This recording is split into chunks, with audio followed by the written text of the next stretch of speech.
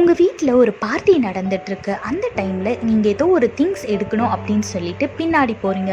அப்படி பின்னாடி போகும்போது பார்த்தீங்கன்னா ஒரு பெரிய பாம்பு பின்னாடி இருக்குது. நீங்கள் திரும்பி வீட்டுக்குள்ளே வந்துட்டு எல்லார்கிட்டையும் இந்த மாதிரி பின்னாடி பாம்பு இருக்குது, யாரும் போகாதீங்கன்னு சொல்லுவீங்களா? இல்லை பின்னாடி போகிறவங்களை பார்த்துட்டு போகட்டும், போய் கடி வாங்கிட்டு வரட்டும் அப்படின்னு சும்மா இருப்பீங்களா? இது மாதிரி தாங்க நம்மளோட வாழ்க்கையில் நம்மளுக்கு ஏசப்பாவை நல்லா தெரியும். ஏசப்பா நம்மளோட வாழ்க்கையில் நிறைய அற்புதங்களை செஞ்சுருக்காரு. ஏசப்பா தான் மெய்யான தெய்வம்னு நம்ம விசுவாசிக்கிறோம். இப்படி நல்ல விஷயங்களை நம்ம மட்டும் அனுபவிச்சா போதுமா? மற்றவங்க தெரிஞ்சுக்க வேணாமா? வேதத்தில் பாருங்க, 2 ராஜாக்கள் 7:9 போட்டிருக்கு, நாம் செய்கிறது நியாயமல்ல, இந்நாள் நற்செய்தி அறிவிக்கும் நாள்.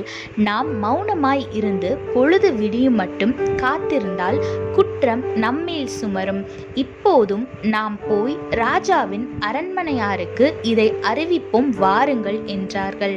ஆமாங்க, நம்மளுக்கு டைம் கிடைக்கும் போதெல்லாம் ஏசப்பா உங்களோட வாழ்க்கையில என்ன செஞ்சாருன்றத நீங்க மத்தவங்க கிட்ட சொல்லும் போது அவங்களும் ஏசப்பாவை அறிந்து கொண்டு அவங்களும் ரட்சிக்கப்படுவாங்க, ஆசீர்வாதமான வாழ்க்கையை வாழ்வாங்க. அப்படி நீங்க யார்கிட்டயுமே எதையுமே ஷேர் பண்ணாம இருந்து நீங்க மட்டும் சர்ச்சுக்கு போறது வரது பைபிள் வாசிக்கிறதுன்னு ஒழுங்கா இருந்தா மட்டும் பத்தாது. ஏன்னா ஏசப்பா கடைசி நாட்கள்ல வரும்போது உன்கிட்ட கொடுத்த ஆத்துமாக்களுக்காக நீ ஜெபம் பண்ணியா, அவங்க கிட்ட என்னை பத்தி சொன்னியா அப்படின்னு நம்மளை பார்த்து கேள்வி கேட்பாரு. அதனால உங்களால எவ்வளோ முடியுமோ, யார்கிட்டலாம் சொல்ல முடியுமோ எல்லார் இடத்துலயும் தேவனை பத்தி சொல்லுங்க. பைபிளும் கையுமா தான் நிற்கணும், ஏசப்பா நல்லவர், நீங்கள் பைபிள் வாசிங்க, சர்ச்சுக்கு போங்க அப்படின்னு டைரெக்டாக சொல்லணும்னு அவசியம் இல்லை. ஏசப்பா உங்களோட வாழ்க்கையில் ஒரு அற்புதம் செஞ்சுருப்பார்ல. சப்போஸ் நீங்கள் ஏதாவது ஒரு வியாதியில் இருந்திருக்கலாம், ஏசப்பா குணப்படுத்தியிருப்பார். இந்த மாதிரி சின்ன சின்ன சாட்சிகளை நீங்கள் சொல்கிறது மூலமாக கூட அவங்க இருதயத்தில் ஏசப்பா செயல்படுவார், அவங்க ரட்சிக்கப்படுவாங்க. அதனால் எங்கே போகிறீங்களோ வரீங்களோ, யாரெல்லாம் பார்க்குறீங்களோ, தெரிஞ்சவங்க தெரியாதவங்க எல்லார்கிட்டையும் ஏசப்பாவை பற்றி சொல்லுங்க. தேவன் வர நாள்ல அநேக ஆத்தும அறுவடையை செஞ்சு கம்பீரமா நெல்லுங்க. கர்த்தர் உங்களோட கூட இருந்து உங்களை ஆசீர்வதித்து பாதுகாத்து வழி நடத்துவாராக. ஆமென். When you're celebrating a party in your house and you find out that there's a big snake in your backyard, and when people are trying to go to your backyard, will you warn them that there's a snake outside, so don't go, or will you just let them go and watch them get hurt? Yes, you will warn everyone that there's a snake, don't go. Likewise, in our life, we have been saved by our Lord Jesus Christ and we have tasted the goodness of our God. The question is, are you sharing your testimonies and are you sharing about our Christ to everyone? Look what the Bible says in 2 Kings chapter 7 verse 9. We are not doing right. This day is a day of good news.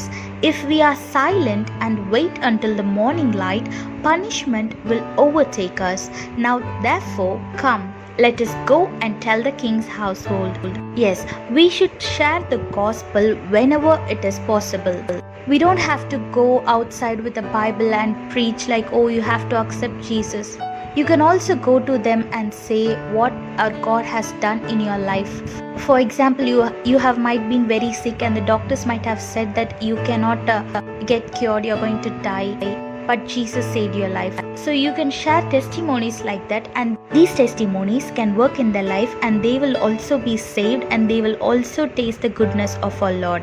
So whenever it is possible, share the gospel, because in the second coming, when our Lord is coming, he will ask you, what about the people that I have given in your life? Did you pray for them? Did you share the gospel with them? Did you guide them in the right way? So if you don't want to be stuck in a situation like that, pray for all the people you know and share the gospel to your neighbors, your co-workers, your friends, families, etc. So that on our Lord's coming, you can stand proudly in our Lord's presence. So don't waste your time and share the gospel to everyone and live a blessed life. God bless you all. Have a blessed day.